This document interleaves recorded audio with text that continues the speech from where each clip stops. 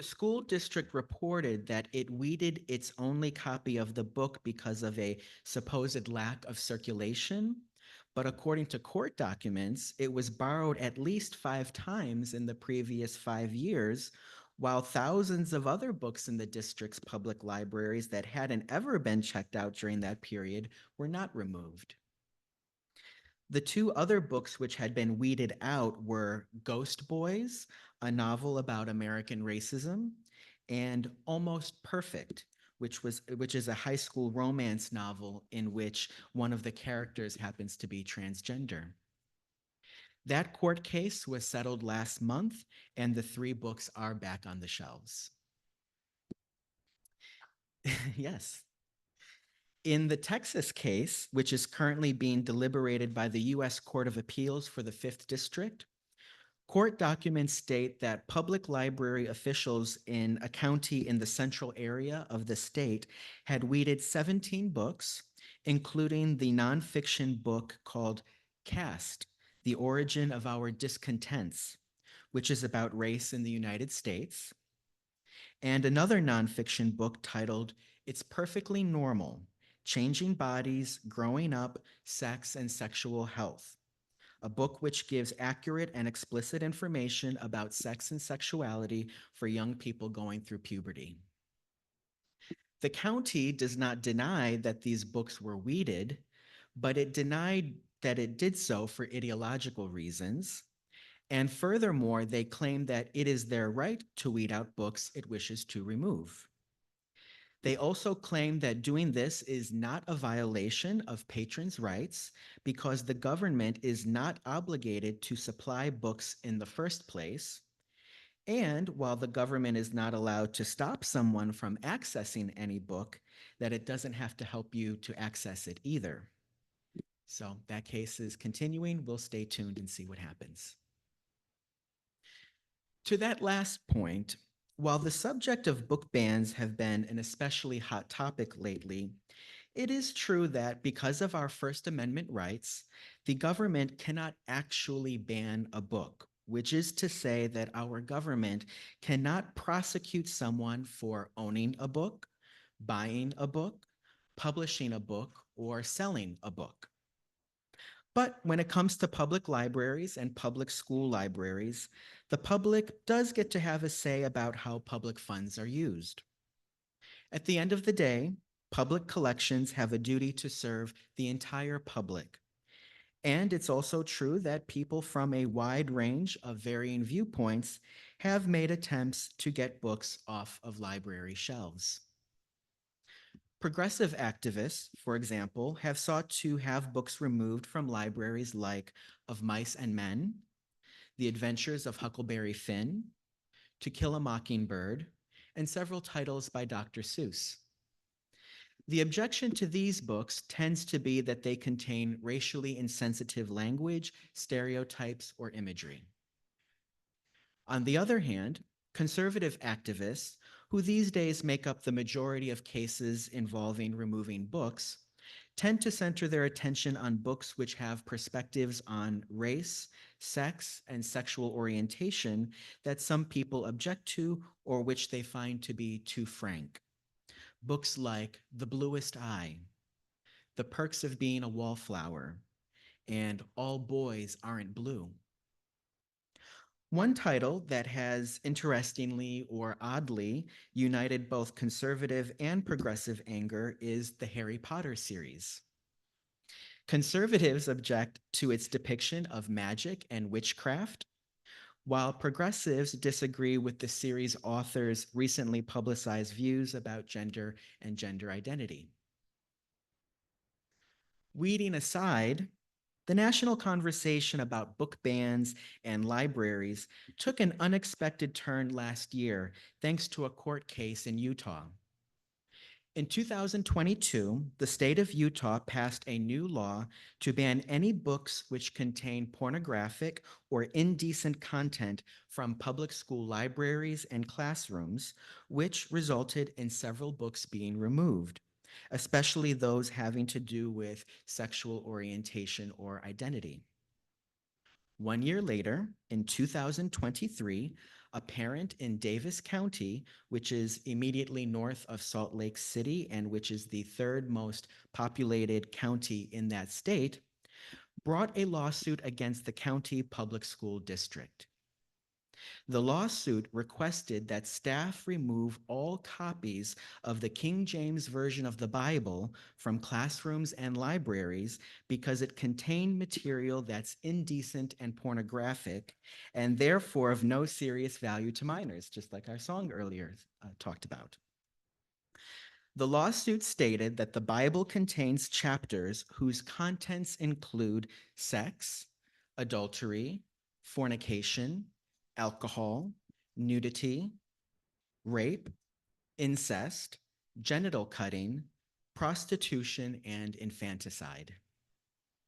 Citing 8 pages worth of offending biblical verses, the parent went on to write, quote, "Get this porn out of our schools.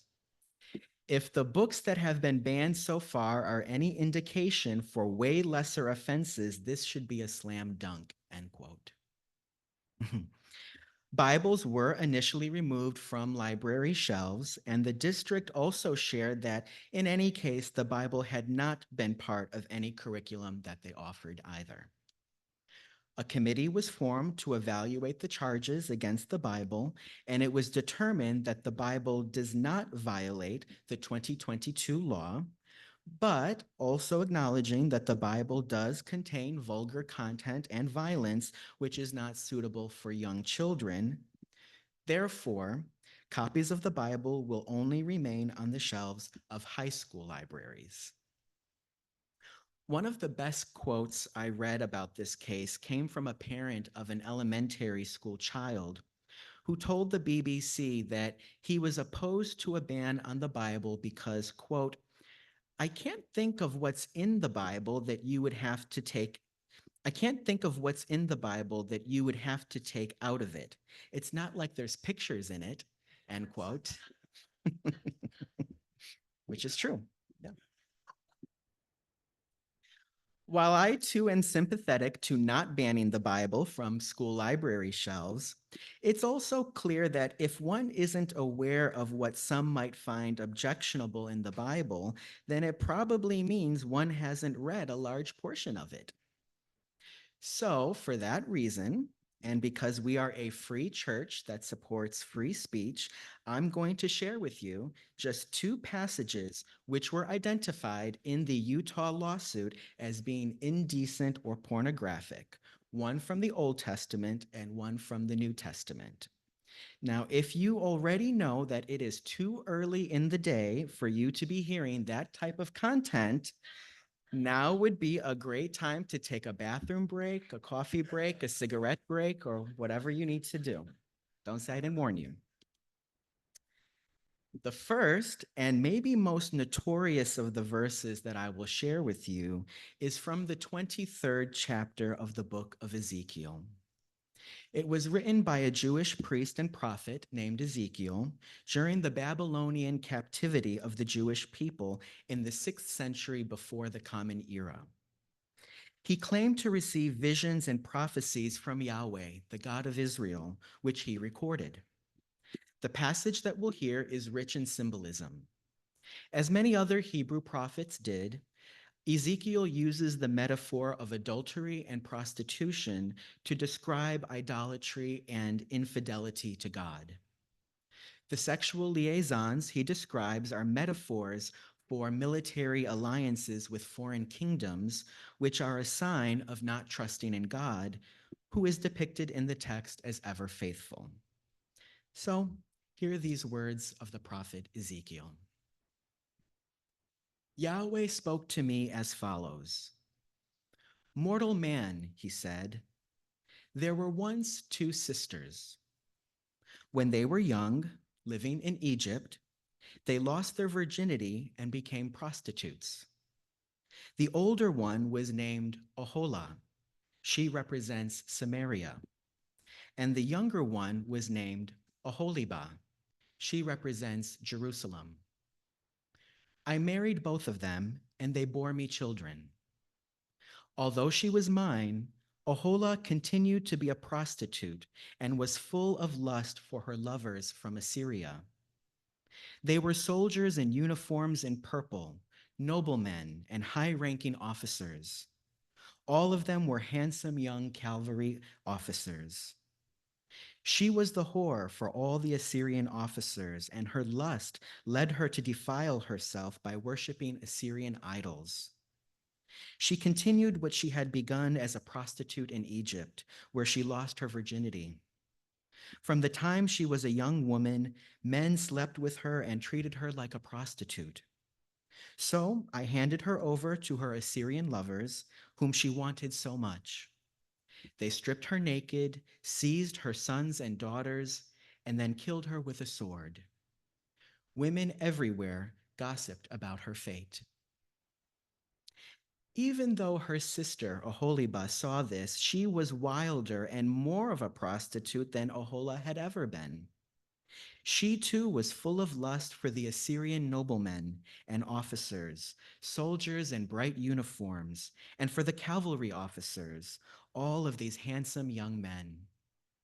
I saw that she was completely immoral, that the second sister was as bad as the first. She sank deeper and deeper in her immorality. She was attracted by the images of high Babylonian officials carved into the wall and painted bright red, with sashes around their waists and fancy turbans on their heads. As soon as she saw them, she was filled with lust and sent messengers to them in Babylonia. The Babylonians came to have sex with her. They used her and defiled her so much that finally she became disgusted with them. She exposed herself publicly and let everyone know that she was a whore. I was as disgusted with her as I had been with her sister. She became more of a prostitute than ever, acting the way she did as a young woman when she was a prostitute in Egypt.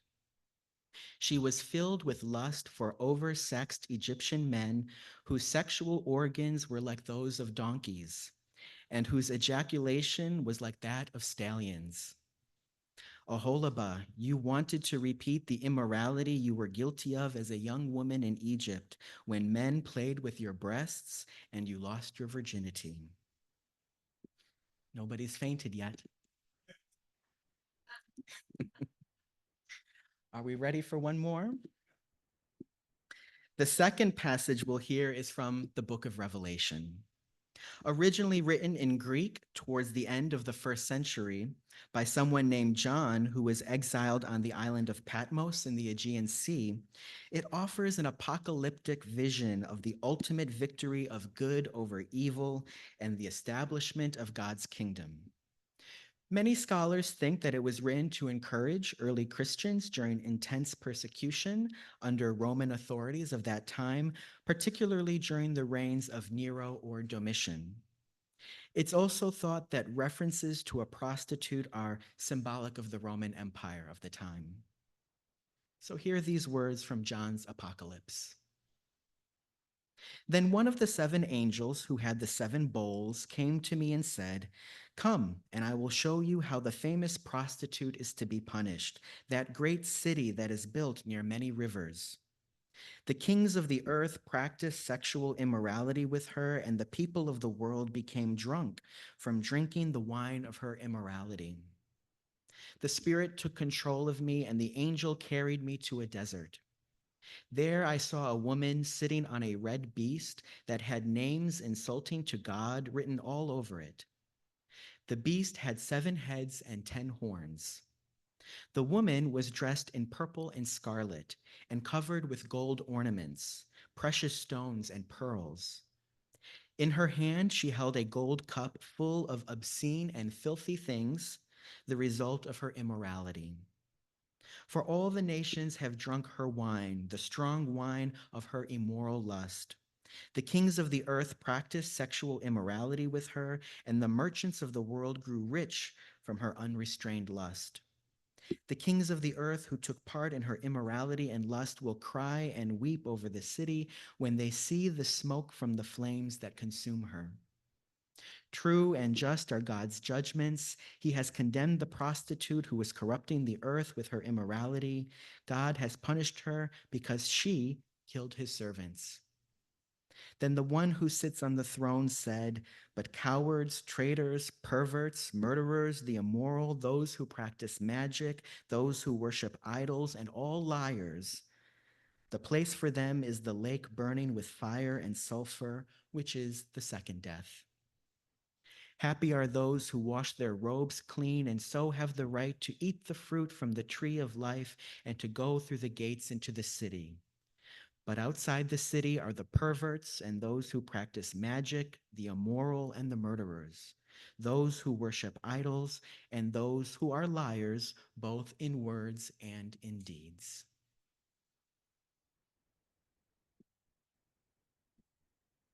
Coming back to the present day, for us UUs, what conclusions can we draw from any of these examples of weeding, banning, lawsuits, and indecent sacred and secular literature? I think an important part of being UU is being humble. We're humble because we recognize that we don't have a full possession of the truth. For example, the Bible is a form of sacred literature. There are some people who love every verse of it, and there are some people who detest every verse of it. And there are many who find some passages to be inspiring, others to be disturbing, and others that they are indifferent to. The same is true for any library collection. There will be some people who like every book on the shelves, and some who dislike every book on the shelves. And there will be many who like some books, disapprove of others, and are indifferent to the rest. In an age when fewer people are reading books at all, and in an age when content far more vile, violent, indecent, or graphic can be found on our smartphones, it's important to tolerate the rights of others to have access to quality literary content that's relevant for them. If a book is a gift waiting to be unwrapped, I hope we can all discover many more presents that enrich our minds and our souls.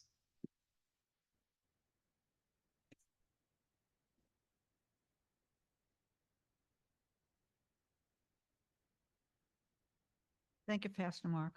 And we're reminded that in the last number of years, librarians and election workers have been perhaps some of the most persecuted public servants across the nation, some of them being forced out of their jobs. And so the next time you visit your library, we can say thank you. And we're all hopefully going to be seeing some election workers very soon. So say thank you to them as well. Our closing hymn. Please join us in singing number 184, Be Ye Lamps Unto Yourselves. It's in your gray hymnal. Please stand as you are able, and Kevin will lead us in song. It's short, so we'll sing it 3 twice after Carolyn first plays it.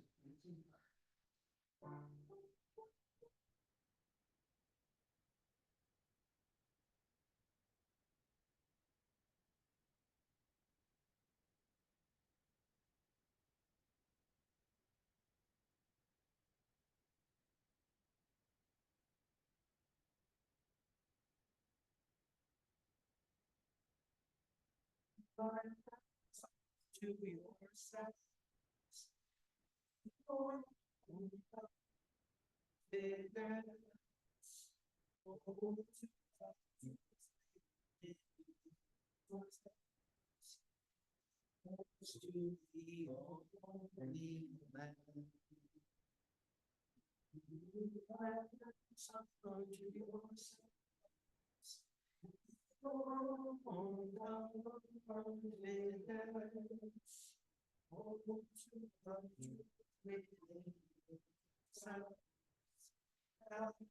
To the only one.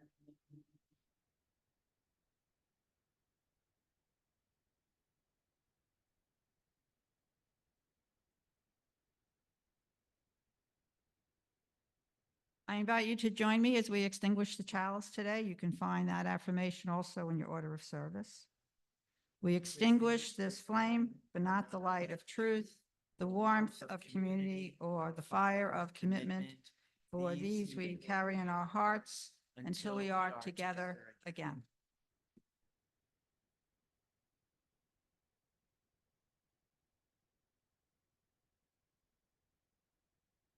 Our closing words are by the 20th century American poet T.S. Eliot from his poem Little Gidding. What we call the beginning is often the end, and to make an end is to make a beginning. The end is where we start from. We shall not cease from exploration, and the end of all our exploring will be to arrive where we started and know the place for the first time.